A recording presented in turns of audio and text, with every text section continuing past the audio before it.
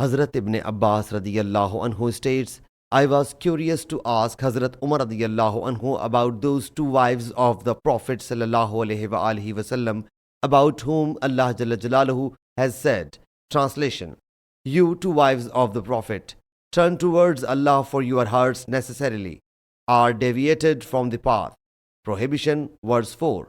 Until Hazrat Umar radiyallahu anhu performed the pilgrimage, and I as well performed Hajj along with him. We were walking along a path. Hazrat Umar radiyallahu anhu suddenly left the path and went aside to relieve himself. I, carrying a receptacle of water, went close to him. After relieving himself, he came to me and I poured the water and helped him perform the ablution. I said, O the believers' chief, who are the two of the wives of Allah's Apostle sallallahu alaihi wasallam about whom Allah Jalla Jalaluhu has said, You two turn towards Allah, for your hearts are necessarily deviated from the path. Prohibition, verse 4. He radiyallahu anhu said, O Ibn Abbas, that's strange. Zuhri said, Hazrat Umar radiyallahu anhu disliked his holding the question back for such a long period, while Hazrat Umar radiyallahu anhu would not keep it a secret from him. He radiyallahu anhu said, They are Hazrat Hafsa and Hazrat Aisha radiyallahu anha. He then narrated the complete episode. We, the Quraysh, would sway dominance over the women, but when we came to Medina Munawwara, we saw that their women were enjoying authority over them, the helpers. So our women also started adopting the ways of the women of Medina Munawwara. My house was situated at Banu Umayyah bin Zaid, high outskirts of Medina Munawwara. Once day I reprimanded my wife and she also bandied words with me. His exchanging words with me amazed me. She whereupon said, Why are you amazed at my answering you back? By Allah Jalla Jalaluhu, the wives of Allah's Apostle sallallahu alaihi wasallam also answer him back, and one of them even stays aloof from him the whole day along till night. I thereupon got up and went straight to Hafsa and asked her, Do you bandy words with Allah's Apostle sallallahu alaihi wasallam? She replied, Yes.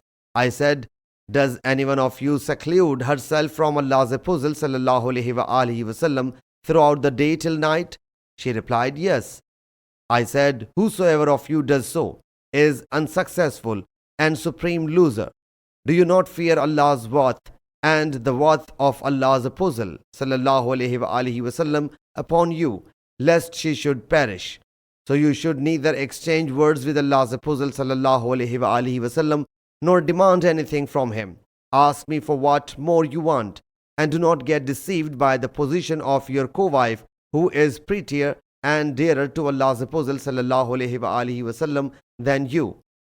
Hazrat Umar radiyallahu anhu meant Hazrat Aisha radiyallahu anha. Hazrat Umar radiyallahu anhu said, An Ansari was my neighbor. We would take turn to visit Allah's Apostle sallallahu alaihi wasallam. We would go on alternate days. One day he would bring me the news revealed to the Prophet sallallahu alaihi wasallam, and the next day I would bring him the news. We would discuss that the king of Ghassan is showing his horses to make an assault on us. One night my friend came, rapped my door, and then called me. When I came out, he said, A great incident has occurred. I asked, What happened? Has Ghassan made an onslaught?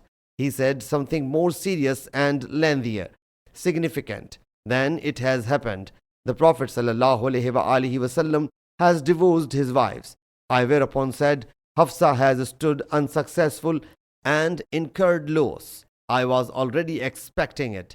After performing the morning prayer, I took my clothes and set off and reached Hafsa while she was weeping. I asked, Has Allah's Apostle sallallahu alaihi wasallam divorced you? She replied, I do not know. He sallallahu alaihi wasallam is sitting aloof in the attic. I came to his Ethiopian slave and said to him, Seek permission for Umar to enter. He went inside, and then after coming back he said, I mentioned you, but Allah's Apostle sallallahu alaihi wasallam remained quiet. I whereupon proceeded and reached the pulpit where some people were sitting, and some of them were weeping. I sat with them for a while, then feeling fretful, I made towards that slave and said, Go and seek permission for Umar to enter. He went inside and then came back. and said, I mentioned you, but he sallallahu alaihi wasallam maintained silence. No sooner did I return than the slave called me and said, Go inside, you have been accorded the permission. I went inside and saluted him. He sallallahu alaihi wasallam was reclining against a mat which has left its impression on his side. I submitted, O Allah's Apostle sallallahu alaihi wasallam, have you divorced your wives? He sallallahu alaihi wasallam raised his head and cast his glance at me and said, No. I thereupon pronounced, Allahu Akbar. Allah Jalla Jalaluhu is the greatest. O Allah's Apostle sallallahu alaihi wasallam, look please. We, the Quraysh, were dominant over our wives. But when we reached Medina Munawwara, we found here the women showing dominance over their men. Our women also started following in their footsteps. One day I got annoyed with my wife. She whereupon answered me back. Her exchanging words with me amazed me. She said, Why are you feeling amazed at my answering you back? By Allah Jalla Jalaluhu, the Prophet's wives also bandy words with him, and some of them abandons him from the morning till night. I said, Whosoever of them has done it is unsuccessful and loser. Do not any one of them fear the wrath of Allah Jalla Jalaluhu and the wrath of Allah's Apostle sallallahu alaihi wasallam upon her, and that least she should perish there and then. Hearing it, Allah's Apostle sallallahu alaihi wasallam gave a smile. I submitted, O Allah's Apostle sallallahu alaihi wasallam, I made towards Hafsa and said to her, Do not be deceived, observing the position of your co-wife, for she is prettier and dearer to Allah's Apostle sallallahu alaihi wasallam than you. He sallallahu alaihi wasallam again gave a smile. I submitted, O Allah's Apostle sallallahu alaihi wasallam, may I say something to amuse you? He sallallahu alaihi wasallam said, Yes. I whereupon sat down, and raising my head, I started having a view of the house. By Allah Jalla Jalaluhu, I did not see anything which fascinated my eyes save 3 untanned skins. I submitted, O Allah's Apostle sallallahu alaihi wasallam, invoke Allah Jalla Jalaluhu for making your ummah prosperous, because the Persians and the Romans are extremely affluent, though they do not worship Allah Jalla Jalaluhu. Hearing it, Allah's Apostle sallallahu alaihi wasallam assumed the sitting position and said, O Ibn Khattab, are you in any doubt that these are the peoples who have been given the good things right in this world?